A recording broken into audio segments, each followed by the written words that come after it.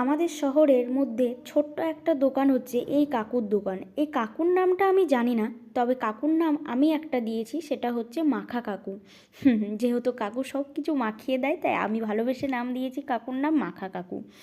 তো কাকুর দোকানে সেদিন গেছিলাম, আর এতটাই ভিড় ছিল যে মানে লাইন দিয়ে নেওয়ার মতন অবস্থা হয়েছিল। অনেকেই নিচ্ছিল এই মাখা অনেক রকম। আর কাকুর একটা জিনিস ভালো লাগলো, যে যেটা নেবে, যার যেমন যে রকম ডিমান্ড, সে কাকু কিন্তু সেগুলোই পূরণ করছে। কেউ মুড়ি মাখা নেবে বলছে, কেউ বাদাম মাখা নেবে বলছে, কেউ বলছে শুধু চাট করে নেবে। কাকু সেরকমই দিচ্ছে। আর এই ভিড় হওয়ার কারণ কি জানো?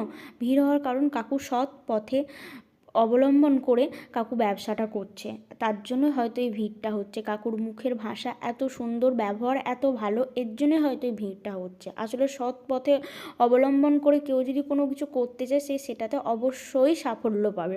তারপরে দেখো মাখা নিয়ে নিয়েছিলাম আমরা, আর বরকে একটু দেখাতে বললাম, যেহেতু অন্ধকার ছিল, লাইট ছিল না, তাই